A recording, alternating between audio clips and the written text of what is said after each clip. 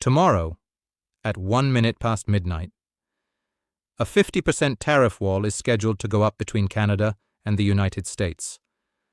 Wine, hockey sticks, cement, dairy, electronics, building materials, billions of dollars in Canadian exports could suddenly become more expensive in the American market, and the man who ordered those tariffs is betting that Ottawa will blink first. But there is a problem with that strategy, because Washington's own numbers suggest this trade war may already be hurting American exporters more than expected, and Canada is showing no sign of simply giving in.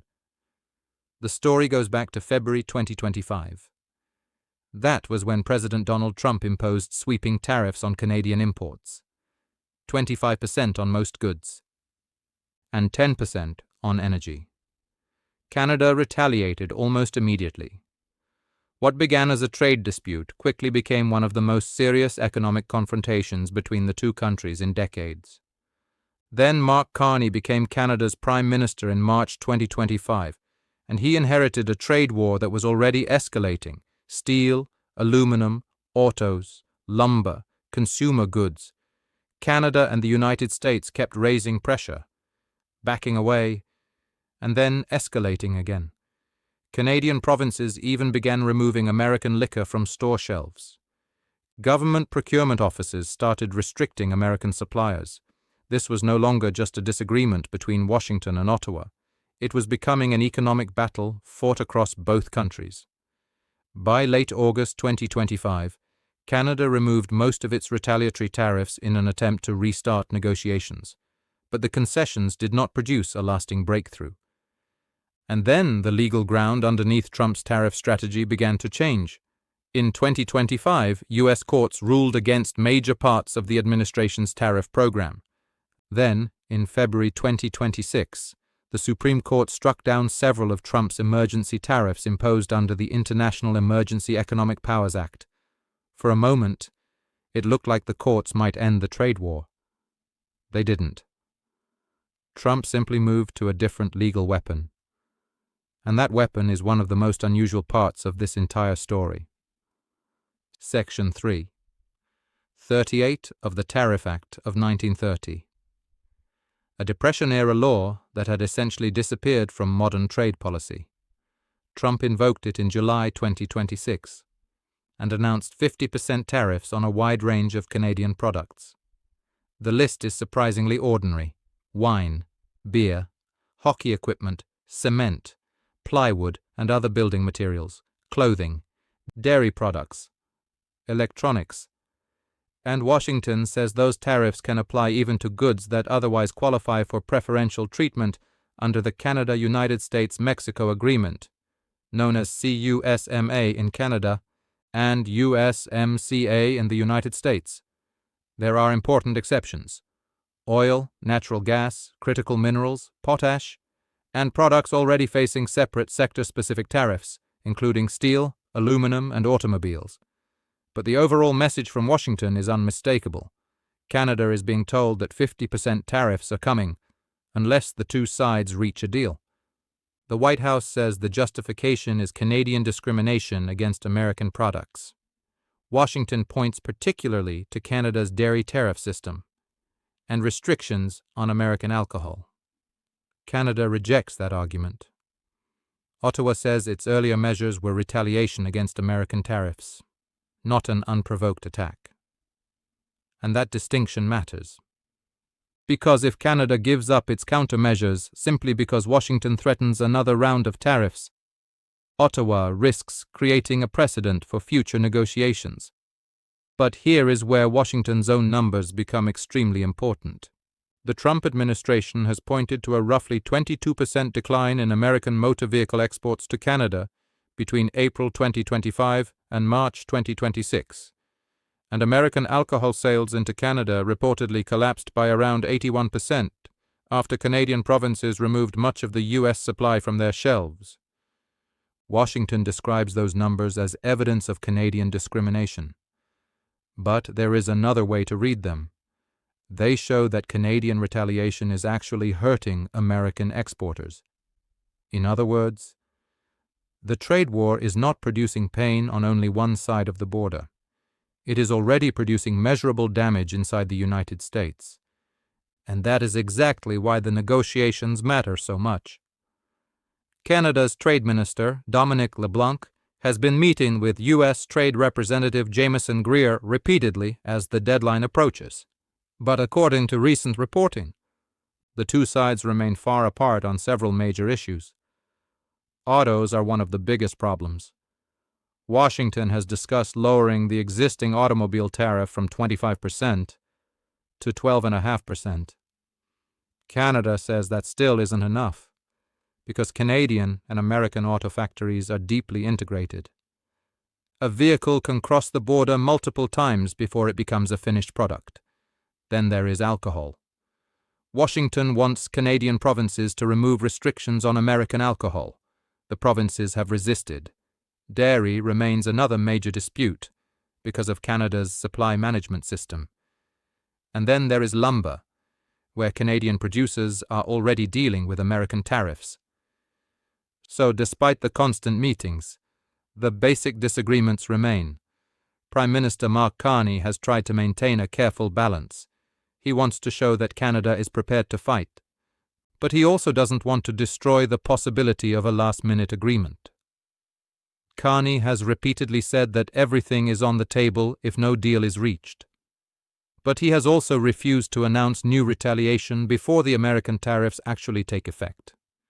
That is deliberate. Ottawa does not want to give Washington an excuse to claim that Canada escalated first, but pressure is building inside Canada. Ontario Premier Doug Ford has pushed for a much harder response. Ford has raised the possibility of using Canadian resources, including energy and potash, as leverage. The argument is simple.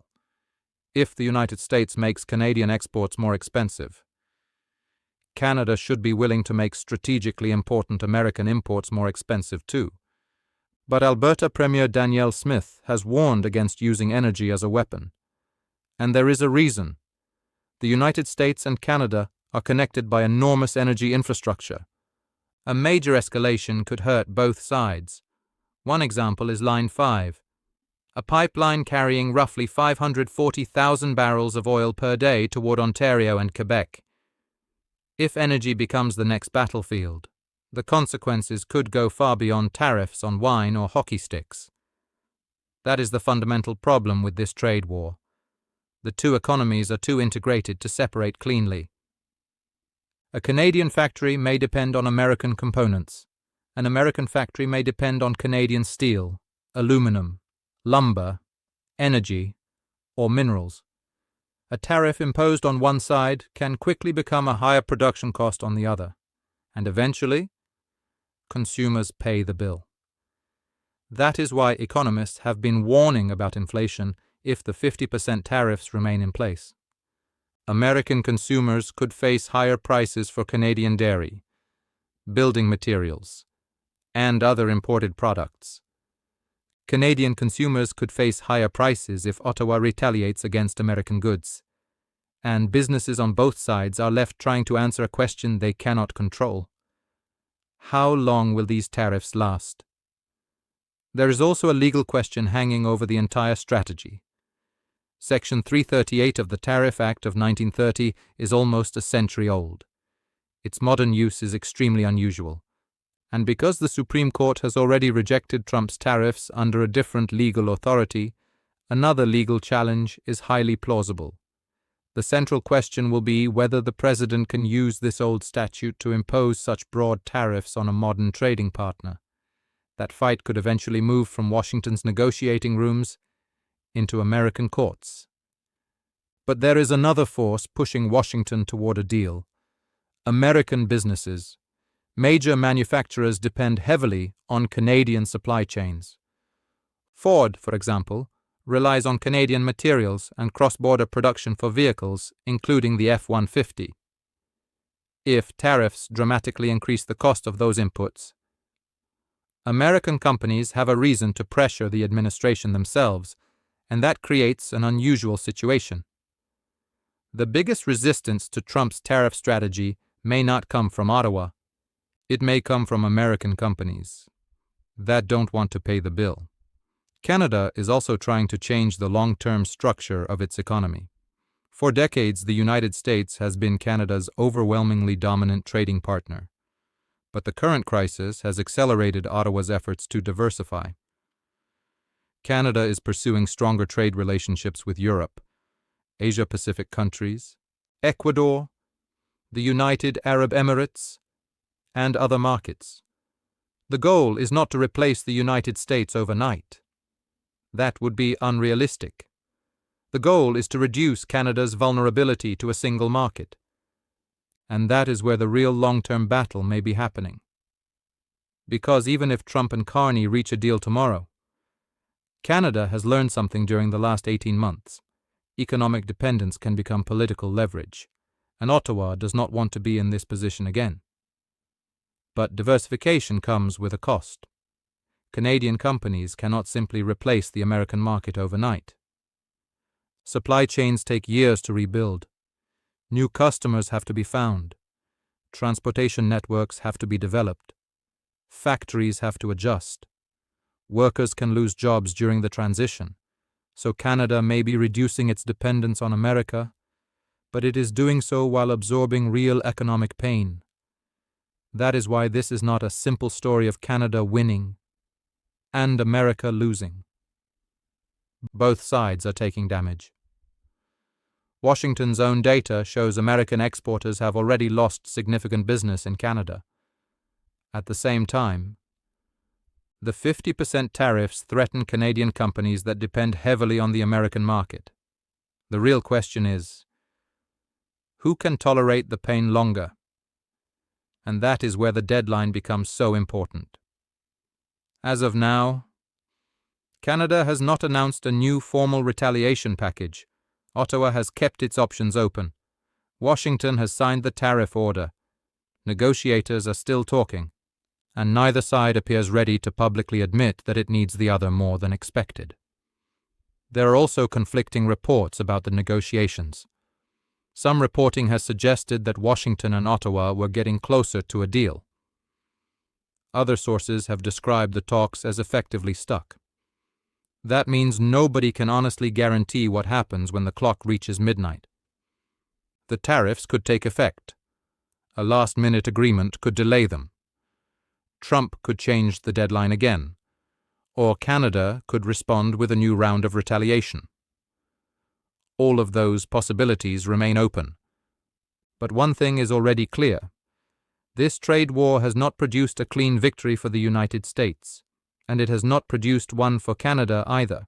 Instead, it has exposed just how deeply connected these two economies really are. A tariff on Canadian lumber can become a higher construction cost in America. A Canadian restriction on American alcohol can hurt American producers. A tariff on Canadian auto parts can increase the cost of American-made vehicles, and a Canadian retaliation against American goods can eventually show up in Canadian prices as well. The border may be politically powerful. Economically, it is much harder to separate. And that is what makes the 50% tariff threat so dangerous. It is not simply a number. It is a test. A test of whether economic pressure can force one of America's closest allies to surrender, or whether that pressure ultimately creates enough pain inside America to force Washington back to the negotiating table. Mark Carney says Canada is in a stronger position than it was when this trade war began. Trump is betting the opposite. The next few hours will begin to reveal who is right, because if the tariffs take effect, Canada will have a choice: bend, retaliate, or absorb the damage, while accelerating its move away from the American market. Washington will face a choice of its own. Keep escalating, or recognize that the economic pain is beginning to reach American companies and consumers too. And that brings us to the question at the center of this entire confrontation. If a tariff strategy is already producing double-digit declines in your own country's exports, at what point does trade pressure stop being leverage and start becoming self-inflicted damage? Should Ottawa hold its ground, Or should Canada hit back hard the moment those 50% tariffs take effect? Tell us what you think in the comments. And subscribe. Because whatever happens at the deadline, this trade war is far from over.